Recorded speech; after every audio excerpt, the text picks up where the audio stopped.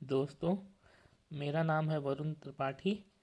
आज मैं आप लोगों को कुछ महत्वपूर्ण जानकारी देना चाहता हूँ। मेरे सामने जो ये भारतीय इतिहास का संकलन रखा हुआ है, जीएस दृष्टि का, इसमें मैंने पाया कि इसमें बहुत ही अच्छी तरीके से प्रस्तुति दी गई है। भारतीय इतिहास को बहुत चित्रात्मक और बहुत इंटरेस्टिंग तरीके से पेश किया गया है। तो मैं आपको ये बताना चाहता हूँ कि अगर आप मेरे साथ इस बुक से स्टडी करेंगे तो आपको कंपटीशन में बहुत फ़ायदा होने का चांस है, क्योंकि इसमें मुझे लग रहा है कि इसमें बहुत ही अच्छे अच्छे महत्वपूर्ण प्रश्न ऐसे अच्छी तरीके से प्रस्तुत करके दिए गए हैं। तो दोस्तों, आइए शुरू करते हैं भारतीय इतिहास का अध्ययन। इसमें मैंने सबसे पहले आधुनिक भारत का इतिहास, आधुनिक भारत के इतिहास को पढ़ना शुरू किया और हम लोग अभी यहीं से शुरू करेंगे, क्योंकि मुझे लगता है कि यहाँ से प्रश्न ज़्यादा पूछे जाते हैं आजकल। तो हम लोग आइए शुरू करते हैं। आधुनिक भारत का इतिहास के अंतर्गत सबसे पहला जो टॉपिक है वो है यूरोपीय कंपनियों का आगमन। यूरोपीय कंपनियों का आगमन, तो दोस्तों जैसा हम और आप जानते हैं कि पुर्तगाली, डच, अंग्रेज और डेन और फ्रांसीसी, चार यूरोपीय कंपनियां यहाँ पर आईं, जिन्होंने व्यापार के लिए पहले अपने अपने क्षेत्र स्थापित किए, अपनी कंपनियां स्थापित करी। तो सबसे पहले आने वाले जो लोग थे वो पुर्तगाली लोग थे। व्यापार करने की दृष्टि से यूरोपीय कंपनियों में सबसे पहले पुर्तगाली आए, और पुर्तगाली सबसे पहले आए और सबसे आखिर में गए। ये देखिए यहाँ पर लिखा हुआ है, भारत में सबसे पहले आने 1498 ईस्वी में तथा सबसे अंत में जाने वाले 1961 ईस्वी में यूरोपीय शक्ति थी वो पुर्तगाली थे। तो आइए हम लोग शुरू करते हैं पॉइंट वाइज। पुर्तगाली पुर्तगाली लोगों में सबसे पहले जो पुर्तगाली गवर्नर आया है वो वास्को डिगामा सन 1498 ईस्वी में आया और भारत के लिए नए समुद्री मार्ग की खोज की। हम लोग जैसा कि जानते हैं कि वास्को डिगामा ने ही भारत की खोज की थी, भारत के को विश्व से परिचय कराया था समुद्री मार्ग के जरिए। और इसका एक साथी जो था, जो हम लोग नहीं जानते हैं, अहमद इब्न मजीद वास्को डिगामा का सहायक था। कालीकट के शासक जमोरिन द्वारा स्वागत। कालीकट का जो तत्कालीन शासक था जमोरिन, उसने वास्को डिगामा का स्वागत किया और वास्को डिगामा ने काली मिर्च के व्यापार से 60 गुना अधिक मुनाफे की प्राप्ति करी उस समय। मतलब काली मिर्च के व्यापार से इसको 60 गुना अधिक मुनाफा हुआ। इसके बाद जो पुर्तगाली गवर्नर आया वो था Francisco de Almeida. Francisco de Almeida Bharat में पुर्तगाली प्रथम वायसराय जो था पुर्तगाली, वो कौन था? फ्रांसिस्को डी अल्मीडा, और गवर्नर था। तो अगर ये क्वेश्चन आता है कि भारत में प्रथम पुर्तगाली वायसराय कौन था, तो फ्रांसिस्को ड अल्मीडा 1505 ईस्वी में बना था। इसने और क्या महत्वपूर्ण काम किया? इसने ब्लू वाटर पॉलिसी या इसको शांत जल की नीति का भी कहा जाता है, इसका प्रतिपादन किया। हिंद महासागर, इस ब्लू वाटर पॉलिसी में क्या था? इस ब्लू वाटर पॉलिसी में हिंद महासागर में इन लोगों का प्रभुत्व स्थापित हो गया था। फ्रांसिस्को डी अल्मीडा के नेतृत्व में पुर्तगालियों का हिंद महासागर में प्रभुत्व स्थापित हो गया। उसमें ब्लू वाटर पॉलिसी को अपनाया गया। Alfonso de Albuquerque.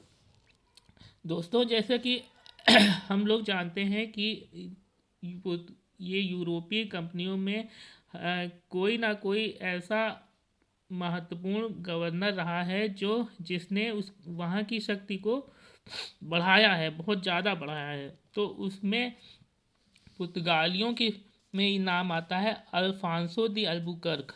Alfonso de Albuquerque क्या था? अल्फांसो दी अल्बुकर्क पुर्तगाली शक्ति का वास्तविक संस्थापक माना जाता है। 1510 ईस्वी में इसने क्या किया? इसने बीजापुर के शासक यूसुफ आदिल शाह से गोवा छीना। गोवा जो राज्य था वो यूसुफ आदिल शाह के पास शासन में था। यूसुफ आदिल शाह वहाँ का शासक था। वो कहाँ का था? बीजापुर का था। तो बीजापुर के शासक यूसुफ आदिल शाह के पास गोवा भी था अधीन उसके। तो उसने किसने? अल्फांसो दी अल्बुकर्क ने 1510 ईस्वी में यूसुफ आदिल शाह से, जो कि बीजापुर का शासक था, गोवा छीन लिया युद्ध करके। मलक्का एवं हरमुज, ये दो स्थान है, मलक्का एवं हरमुज, इन पर अधिकार कर लिया पुर्तगालियों ने। किसके नेतृत्व में? अल्फांसो दी अल्बुकर्क के नेतृत्व में। और ये हरमुज हरमुज जो स्थान है दोस्तों, हरमुज फारस की खाड़ी जो भारत के, अगर आप भूगोल पढ़ेंगे तो भारत के पूरब में, उत्तर पूरब में, सॉरी उत्तर पूरब नहीं, उत्तर पश्चिम में ये स्थान है फारस की खाड़ी। फारस की खाड़ी हरमुज, वहाँ पे एक हरमुज स्थान है। हरमुज कहाँ पड़ता है? फारस की खाड़ी के मुहाने पर स्थित है। मलक्का एवं हरमुज पर अधिकार कर लिया किसने? अल्फांसो दी अल्बुकर्क ने। और ये इम्पोर्टेंट प्रश्न है दोस्तों। इम्पोर्टेंट तो इसमें देखिए, इम्पोर्टेंट इसमें पूरा कलेक्शन है, लेकिन ये जो मुझे लगता है कि ये क्वेश्चन आ सकता है, तो वो भी मैं आपको बता दे रहा हूँ। कोचीन, भारत में जो कोचीन जगह है, वहाँ से प्रथम यूरोपीय एवं पुर्तगाली दुर्ग का निर्माता कहा जाता है इसको। मतलब कोचीन में सबसे पहले दुर्ग स्थापित किया अल्फांसो दी अल्बुकर्क ने। सबसे पहले यूरोपीय जो कंपनियां आई थी उसमें जो पुर्तगाली सबसे पहले थी, उसमें सबसे पहले दुर्ग का निर्माण कहाँ हुआ? कोचीन में। और किसने किया? अल्फांसो दी अल्बुकर्क ने।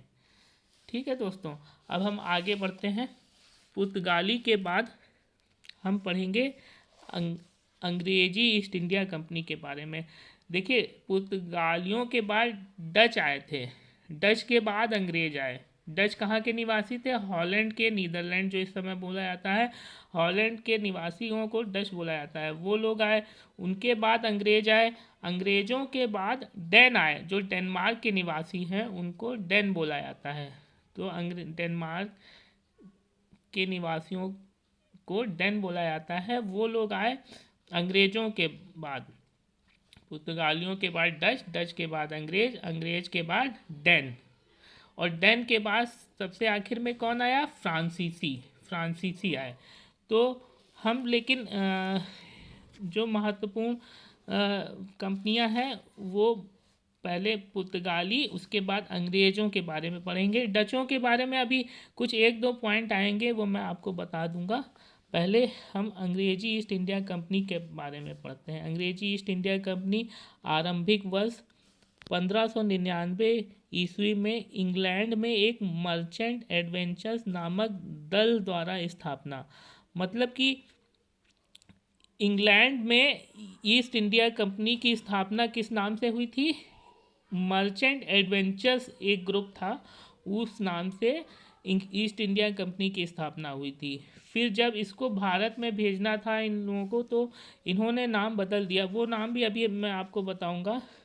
दिसंबर 1600 ईस्वी में तत्कालीन महारानी जो एलिजाबेथ प्रथम इन्होंने कंपनी को पूर्व के साथ व्यापार करने हेतु अधिकार पत्र प्रदान किया। मतलब कंपनी को अनुमति दे दी कि आप जाइए भारत में व्यापार करिए। कब से? दिसंबर 1600 ईस्वी को। 15 वर्ष हेतु इन्होंने 15 वर्षों के लिए ऐसा कहा था और उसको फिर धीरे धीरे बढ़ाया जाने लगा। तो उस समय भारत का तत्कालीन मुगल बादशाह कौन था? अकबर। अकबर जैसा कि हम लोग जानते हैं 1605 ईस्वी तक अकबर रहा है। अकबर की जब मृत्यु हुई है 1605 ईस्वी में, और 1600 में ये कंपनी आई थी। 1605 ईस्वी तक अकबर रहा था। अकबर के बाद जहांगीर 1605 ईस्वी से। तो जब कंपनी को अधिकार पत्र मिला था तब अकबर शासक था भारत में। उसके बाद 1611 ईस्वी में कंपनी द्वारा सर्वप्रथम अस्थायी कारखाना कहाँ खोला गया? सर्वप्रथम अस्थायी कारखाना मूसलीपट्टनम में स्थित एक मूसलीपट्टनम एक जगह है दोस्तों, वहाँ पर सर्वप्रथम अस्थायी कारखाना खोला गया। अस्थायी मतलब टेम्परेरी, 1611 ईस्वी में। और उस समय तत्कालीन शासक, ये देखिए इम्पोर्टेंट, ये पूछा जाता है कि तत्कालीन उस समय शासक कौन था? जहांगीर था। 1611 ईस्वी में जहांगीर था उस समय, 1605 से बन गया था। तो 1611 ईस्वी में जब अंग्रेज़ों ने, ईस्ट इंडिया कंपनी ने अपनी पहली अस्थायी कंपनी कारखाना लगाया, उस समय शासक था जहांगीर। और जब कंपनी आई थी तब कौन था? तब अकबर था। और 1613 ईस्वी में सूरत में अंग्रेज़ों का प्रथम स्थायी कारखाना स्थापित किया गया। सूरत में ये क्वेश्चन भी बहुत पूछा जाता है कि अंग्रेज़ों का प्रथम स्थायी कारखाना कब स्थापित किया गया? ईस्ट इंडिया कंपनी का स्थायी कारखाना सर्वप्रथम किस जगह खोला गया? सूरत में। तो और सन भी इसका याद रखिएगा दोस्तों, 1613 ईस्वी में। 1613 ईस्वी में सूरत में अंग्रेज़ों का प्रथम स्थायी कारखाना स्थापित किया गया। आगे बढ़ते हैं, आइए। इसके बाद देखिए, इसके बाद ये महत्वपूर्ण पॉइंट हो गए। इसके बाद हम फ्रेंच ईस्ट इंडिया कंपनी के बारे में पढ़ेंगे। अंग्रेज़ों के बाद डेन आए थे, लेकिन डेन इतने इम्पोर्टेंट, एक दो पॉइंट आता है, वो अगर होगा तो मैं आपको बता दूंगा। फ्रेंच ईस्ट इंडिया कंपनी इसके बाद महत्वपूर्ण है। देखिए दोस्तों, इनका मूल नाम क्या था? कंपनी देस इंडेस ओरिएंटलेस। ये वहाँ की लोकल लैंग्वेज में इस कंपनी का नाम रखा गया था, देस इंडेस ओरिएंटलेस। और स्थापना वर्ष क्या है इसका? स्थापना वर्ष 1664 ईस्वी में है। मतलब भारत में इनके आने का वर्ष क्या है? 1664 ईस्वी। French east India company, French east India company. दोस्तों ये चीज़ गौर करिएगा, सभी कंपनी के आगे ईस्ट इंडिया कंपनी लगा हुआ है। ईस्ट इंडिया कंपनी देखिए दोस्तों, यूरोप के पूर्व में पड़ता था भारत, इसलिए इसको ईस्ट इंडिया कंपनी नाम दिया गया है। ठीक है। और संस्थापक फ्रेंच ईस्ट इंडिया कंपनी का कौन था?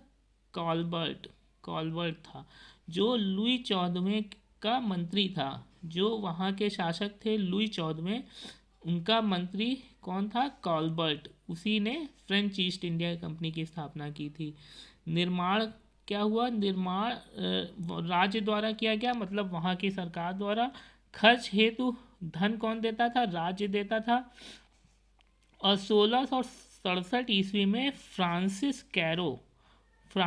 कैरो अभियान दल के साथ भारत रवाना। मतलब फ्रांसिस कैरो एक व्यक्ति थे जो अपने कैंपेनिंग ग्रुप के साथ भारत के लिए रवाना हुए। कब? 1667 ईस्वी में। और 1668 ईस्वी में क्या हुआ दोस्तों? देखिए, ये प्रथम फ्रांसीसी व्यापारिक कारखाने की स्थापना हुई। ये याद रखिएगा दोस्तों, सूरत में। कहाँ पर? सूरत में। सूरत में 1668 ईस्वी में प्रथम फ्रांसीसी व्यापारिक कारखाने की स्थापना हुई। अच्छा दोस्तों, सूरत में ही ईस्ट इंडिया कंपनी, अंग्रेजी ईस्ट इंडिया कंपनी की भी प्रथम स्थायी कारखाना खोला गया था 1613 ईस्वी में, और सूरत में ही 1668 ईस्वी में फ्रांसीसी व्यापारी कारखानों की स्थापना हुई। तो ये दोनों चीज़ें याद रखिएगा कि अंग्रेज़ों ने पहला स्थायी जो कारखाना खोला वो भी सूरत में खोला, और फ्रांसीसियों ने भी, सॉरी, हाँ, फ्रांसीसियों ने भी सूरत में खोला। तो मूसलीपट्टनम, दूसरी फ्रांसीसी कोठी कहाँ स्थापित की गई? मूसलीपट्टनम में 1669 ईस्वी में। ठीक है दोस्तों, तो ये महत्वपूर्ण पॉइंट हो गए।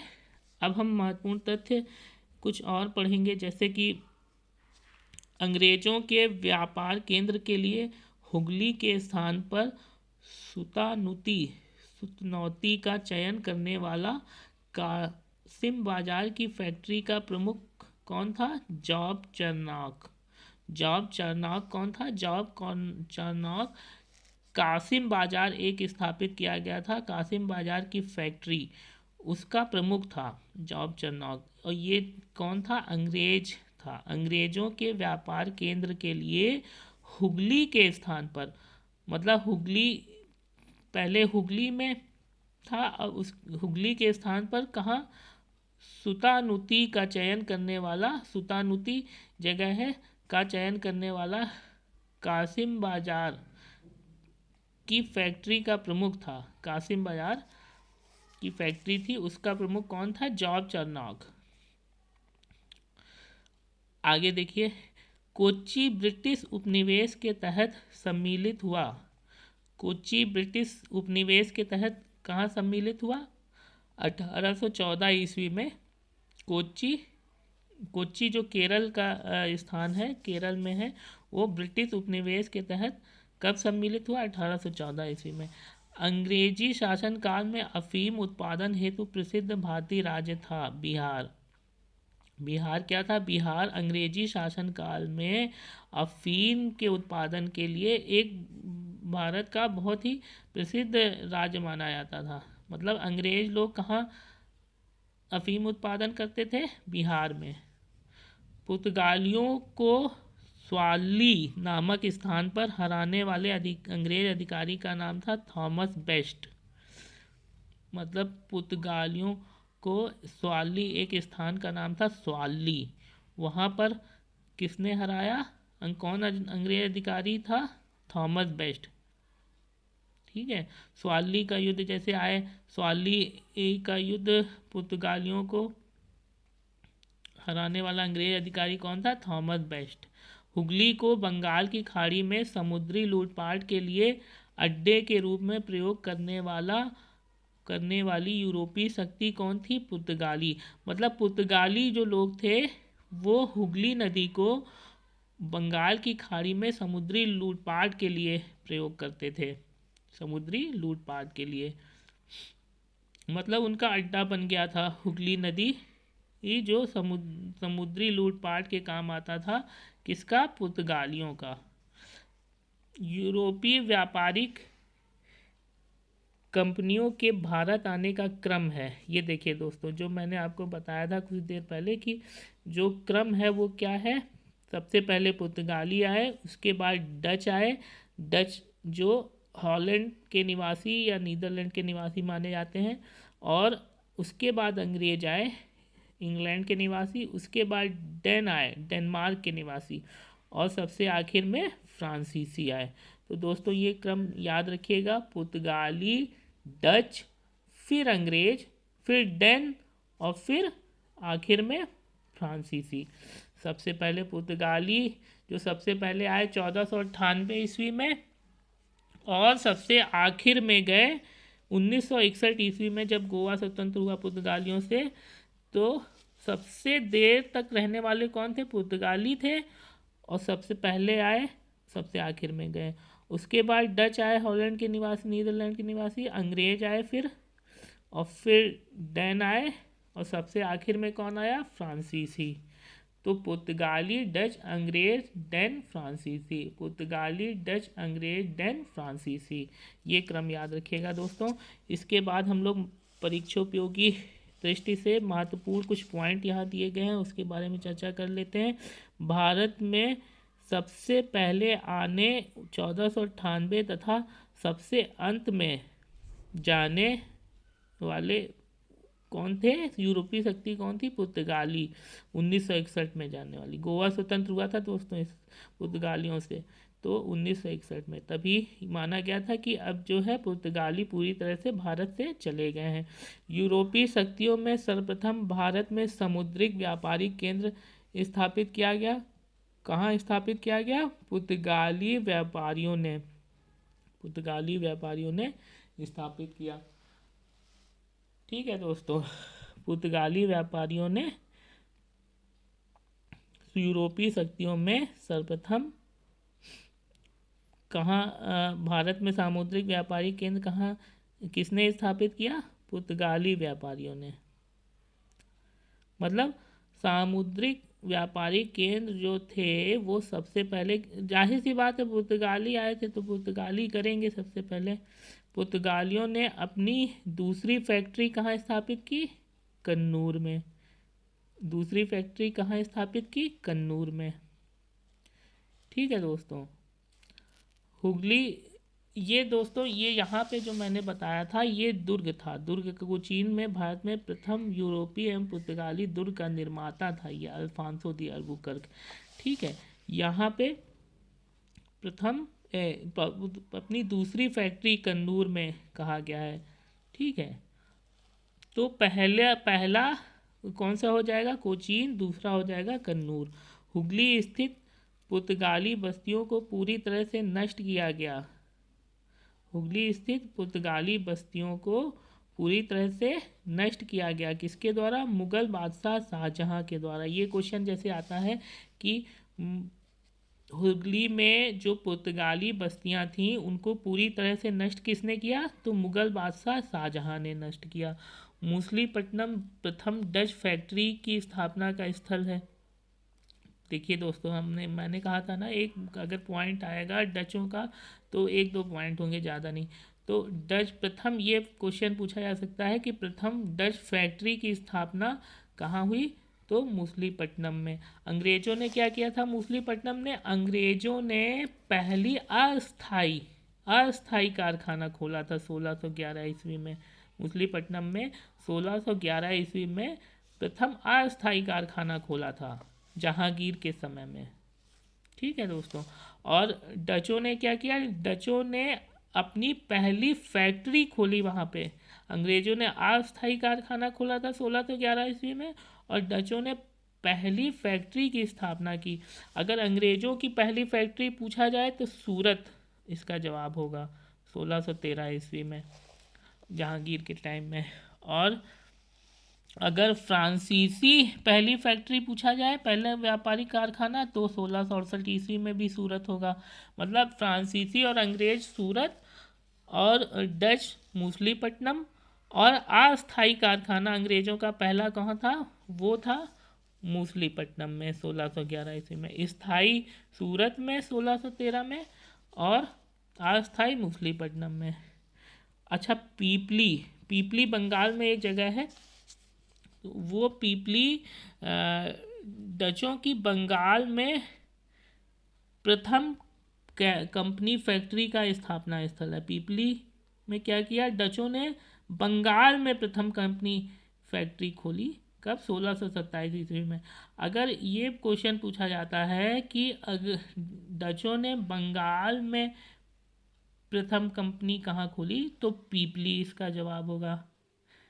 अगर बंगाल में प्रथम डच कंपनी पूछा जाए कहाँ स्थापित हुई, तो पीपली में। लेकिन पूरे ओवरऑल इंडिया में प्रथम कहाँ स्थापित हुई, तो मूसलीपट्टनम में। ठीक है दोस्तों, तो इसी के साथ दोस्तों अब मैं थोड़ा आपसे विराम लेता हूँ और फिर हमारी मुलाकात होगी अगले वीडियो में। धन्यवाद दोस्तों।